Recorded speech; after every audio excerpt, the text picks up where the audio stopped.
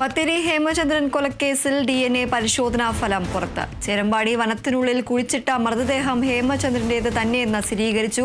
Kannur forensic science ലബോറട്ടറിയിൽ നടത്തിയ പരിശോധനയിലാണ് മൃതദേഹം ഹേമചന്ദ്രന്റെ തന്നെയെന്ന് സ്ഥിരീകരിച്ചത്.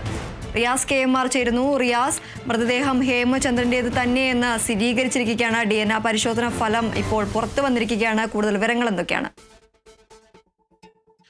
ദീപ്തി, ബത്തേരി ഹേമചന്ദ്രന്റെ കേസും നമ്മൾ തൊട്ടു മുൻപ് പറഞ്ഞ ഈ എലത്തൂരിലെ വിജിലന്റെ കേസും ചില സമാനതകളുള്ള കേസാണ്. കാരണം രണ്ടുപേരുടെയും മൃതദേഹങ്ങൾ കുഴിച്ചിട്ട നിലയിലാണ് കണ്ടെത്തിയത്.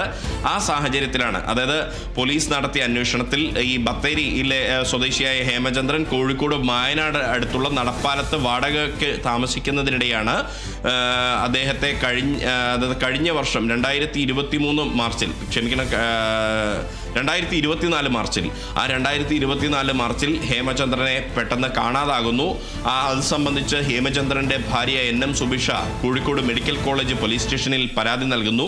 ആ പരാതിയുടെ അടിസ്ഥാനത്തിൽ പോലീസ് അന്വേഷണം നടത്തുന്നു. ഏറ്റവും ഒടുവിൽ കോഴിക്കോട് മെഡിക്കൽ കോളേജ് പോലീസ് ഇൻസ്പെക്ടറായ PK ജിജീഷ് അദ്ദേഹം അവിടെ നിന്ന് സ്ഥലം മാറിപ്പോകുന്നതിനിടെ നടത്തിയ അന്വേഷണത്തിന്റെ ഭാഗമായാണ് ഇക്കഴിഞ്ഞ ജൂൺ 28-ന് ചേരമ്പാടി, തമിഴ്നാട് കേരള അതിർത്തിയിലുള്ള തമിഴ്നാടിന്റെ പ്രദേശത്തുപെട്ട ചേരമ്പാടി വനത്തിനകത്ത് കുഴിച്ചിട്ട നിലയിൽ ബത്തേരി സ്വദേശിയായ ഹേമചന്ദ്രന്റെ മൃതദേഹം കണ്ടെത്തുന്നത്. അത് ഹേമചന്ദ്രന്റേത് എന്ന് തെളിയിക്കാൻ ആവശ്യമായ DNA പരിശോധനയുടെ സാമ്പിളുകൾ അന്ന് തന്നെ പോലീസ് ശേഖരിക്കുകയും അത് പരിശോധനയ്ക്കായി കണ്ണൂരിലുള്ള ഫോറൻസിക് ലാബിലേക്ക് അയക്കുകയും ചെയ്തിരുന്നു. പക്ഷേ ആ ഫലമാണ് ഇപ്പോൾ പുറത്തു വന്നിരിക്കുന്നത്. ഹേമചന്ദ്രന്റേത് എന്ന് തന്നെ സ്ഥിരീകരിച്ചിരിക്കുന്നു. അത് സംബന്ധിച്ച റിപ്പോർട്ട് ഇന്ന് അന്വേഷണ സംഘത്തിന് ലഭിക്കും. അത് കിട്ടിയാൽ ഉടൻ തന്നെ ഹേമചന്ദ്രന്റെ മൃതദേഹം ബന്ധുക്കൾക്ക് നൽകും. പക്ഷേ ഈ റിപ്പോർട്ട് ലഭിക്കാൻ ഏറെ വൈകി. കാരണം ഇനിയിപ്പോൾ ഈ ജൂൺ 28 കഴിഞ്ഞ് മാത്രമല്ല ഈ സംഭവം, അതായത് മൃതദേഹം കണ്ടെത്തി 2 മാസം തികയാൻ കേവലം 2 ദിവസം മാത്രമാണ് ഇനി ബാക്കിയുള്ളത്. അതിനിടെയാണ് ഹേമചന്ദ്രന്റെ DNA പരിശോധനാ ഫലം ലഭിക്കുന്നത്. ഹേമചന്ദ്രന്റെ മക്കളും ഭാര്യയും എല്ലാം തന്നെ ഇത് സംബന്ധിച്ച് ഈ DNA പരിശോധനാ ഫലം വൈകുന്നത് സംബന്ധിച്ച് മുഖ്യമന്ത്രിക്കടക്കം പരാതി നൽകിയിരുന്നു. DGPക്കും പരാതി നൽകിയിരുന്നു.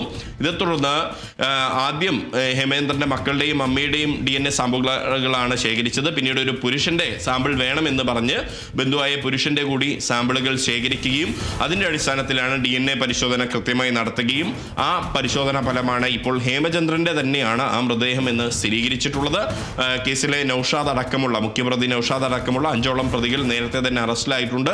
ചിലർ ഇപ്പോഴും ഇനി അറസ്റ്റിലാകാനുമുണ്ട്. അവരുടെ പങ്ക് സംബന്ധിച്ച് പോലീസ് അന്വേഷിക്കുകയാണ്. പണമിടപാട് സംബന്ധിച്ച ഒരു തർക്കം, ആ തർക്കമാണ് ഹേമചന്ദ്രനെ തട്ടിക്കൊണ്ടുപോകുന്നതിനും പിന്നീട് കൊലപാതകത്തിലേക്കും കലാശിക്കുന്ന ഒരു സാഹചര്യം ഉണ്ടായിട്ടുള്ളത്.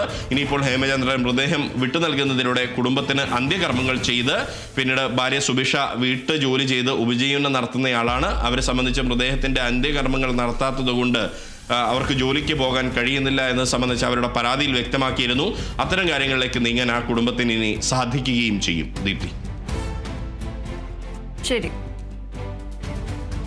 ബത്തേരി ഹേമചന്ദ്രൻ കൊലക്കേസിൽ DNA പരിശോധനാ ഫലം പുറത്തു വന്നിരിക്കുകയാണ്. ചേരമ്പാടി വനത്തിനുള്ളിൽ കുഴിച്ചിട്ട മൃതദേഹം ഹേമചന്ദ്രന്റേത് തന്നെയെന്ന് സ്ഥിരീകരിച്ചിരിക്കുന്നു. കണ്ണൂർ ഫോറൻസിക് സയൻസ് ലബോറട്ടറിയിൽ നടത്തിയ പരിശോധനയിലാണ് മൃതദേഹം ഹേമചന്ദ്രന്റെ തന്നെയെന്ന് സ്ഥിരീകരിച്ചത്.